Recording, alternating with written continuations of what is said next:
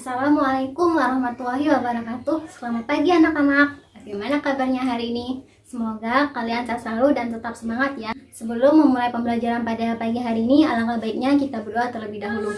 Berdoa dimulai.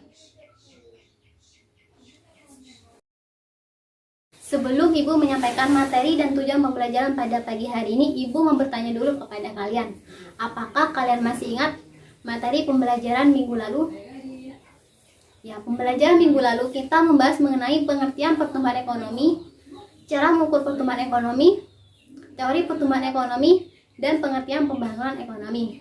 Nah, apakah kalian masih ingat pengertian pertumbuhan ekonomi dan pembangunan ekonomi? Ya, pertumbuhan ekonomi yaitu suatu keadaan di mana terjadi kenaikan PDB suatu negara tanpa memandang apakah kenaikan tersebut lebih besar atau lebih kecil dari pertumbuhan penduduk. Sedangkan pembangunan ekonomi yaitu suatu proses yang bertujuan untuk meningkatkan PDB suatu negara diikuti dengan perubahan struktur sosial dan sikap masyarakat yang berguna untuk meningkatkan kesejahteraan masyarakat. Nah, berdasarkan dua pengertian tersebut, apakah pertumbuhan ekonomi dan pembangunan ekonomi itu sama? Ya, pertumbuhan ekonomi dan pembangunan ekonomi jelas berbeda. Pada pembelajaran hari ini kita akan membahas mengenai perbedaan pertumbuhan dan pembangunan ekonomi. Yang kedua, faktor-faktor yang mempengaruhi pembangunan ekonomi. Dan yang ketiga yaitu indikator yang mempengaruhi tingkat keberhasilan pembangunan ekonomi.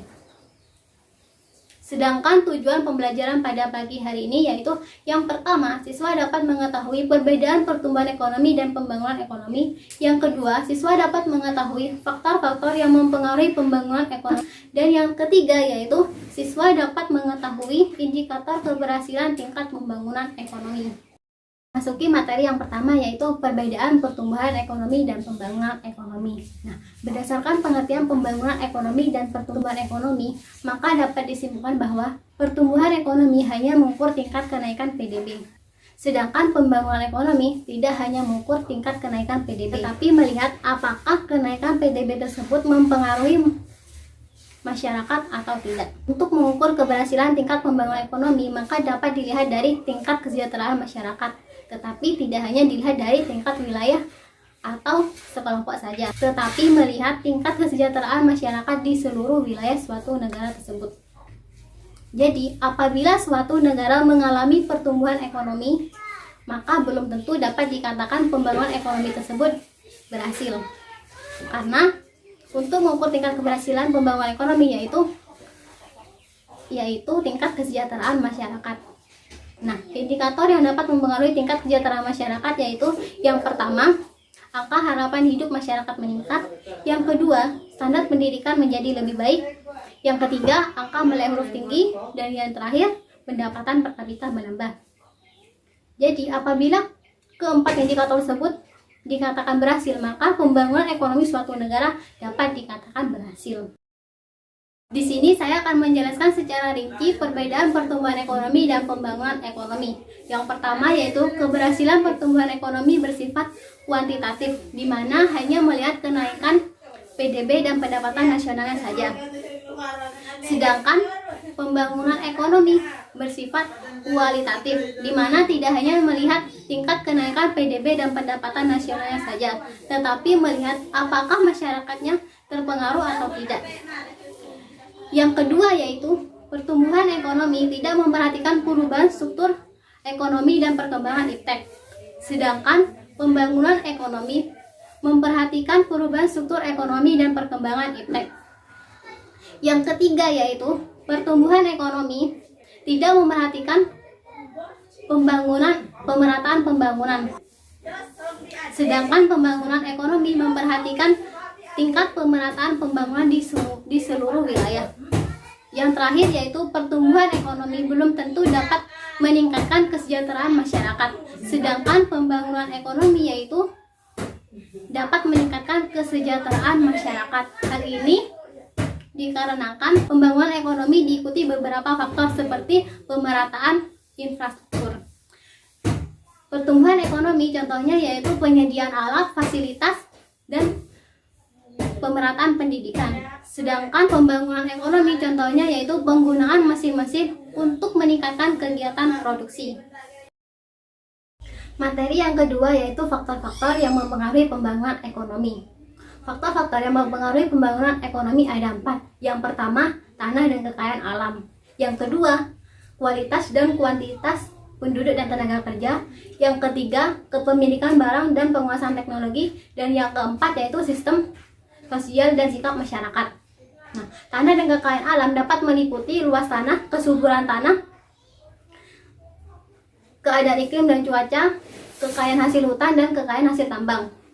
Secara umum, kekayaan alam yang melimpah dapat lebih mudah untuk meningkatkan laju pembangunan ekonomi, tetapi harus diikuti dengan modal, teknologi maju, dan sumber daya manusia yang memadai.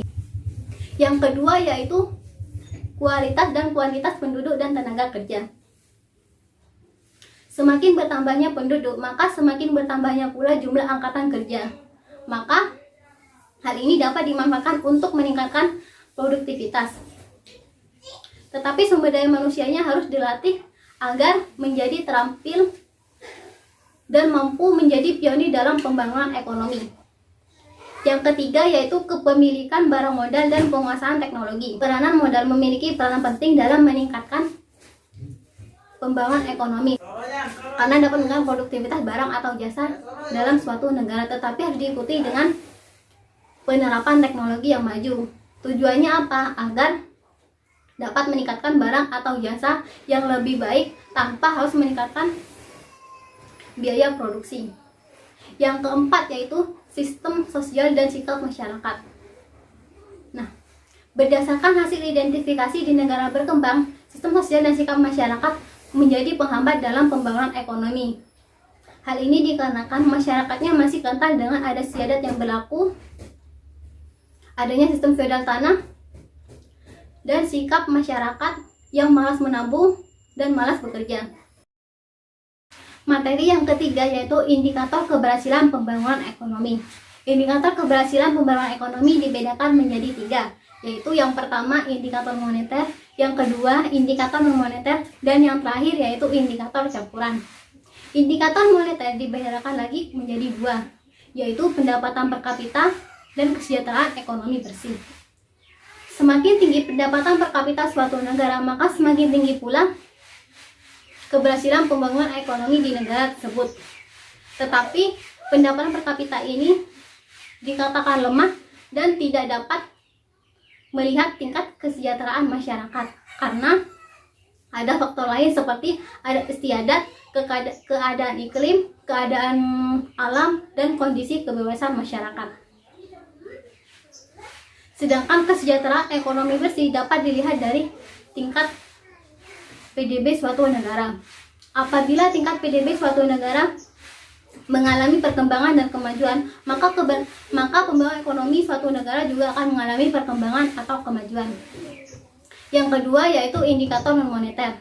Indikator non-moneter dibedakan menjadi 2, yaitu indikator sosial dan indikator kualitas hidup. Indikator sosial dapat dilihat dari tingkat harapan hidup, konsumsi protein hewani, persentase anak-anak yang sekolah dasar, sekolah menengah, sekolah atas, dan sekolah kejuruan, serta akses ke media massa. Indikator kualitas hidup diperkenalkan oleh Maurice de Morris.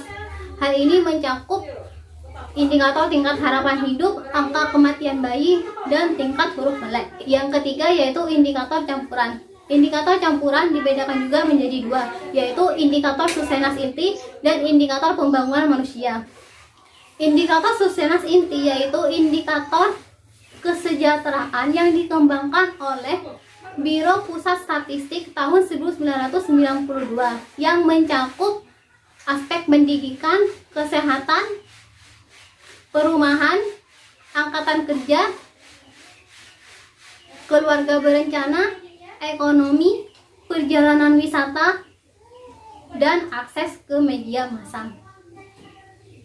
Sedangkan indikator pembangunan manusia diukur berdasarkan indikator tingkat harapan hidup, tingkat huruf melek, dan pendapatan real per kapita yang dihitung berdasarkan tingkat konsumsi atau daya beli masyarakat.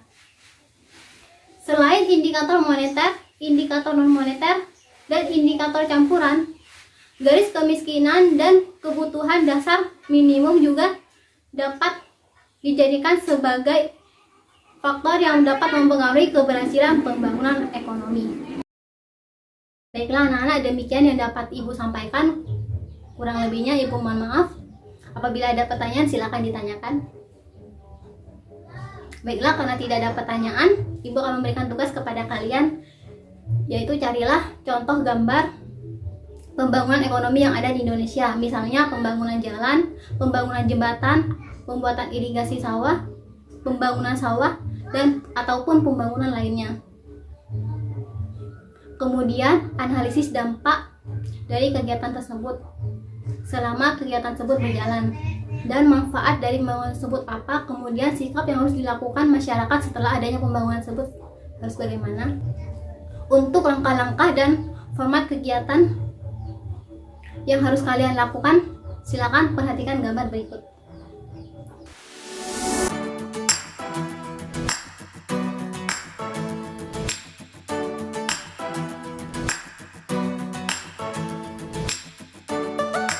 Bagaimana anak-anak? Apakah sudah paham mengenai tugasnya?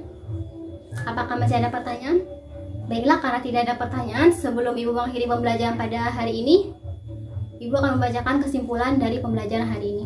Kesimpulan dari pembelajaran hari ini yaitu kita dapat mengetahui perbedaan pertumbuhan dan pembangunan ekonomi, faktor-faktor yang mempengaruhi pembangunan ekonomi, dan indikator yang mempengaruhi keberhasilan pembangunan ekonomi. Berdasarkan faktor-faktor yang mempengaruhi pembangunan ekonomi, faktor utama yang mempengaruhi pembangunan ekonomi yaitu sumber daya manusia dan teknologi. Karena apabila sumber daya manusia dan teknologi tidak sejalan atau tidak memadai, maka kekayaan alam pun tidak dapat dijadikan sebagai indikator dalam pembangunan keberhasilan pembangunan ekonomi. Baiklah, kurang lebihnya Ibu mohon maaf. Wassalamualaikum warahmatullahi wabarakatuh.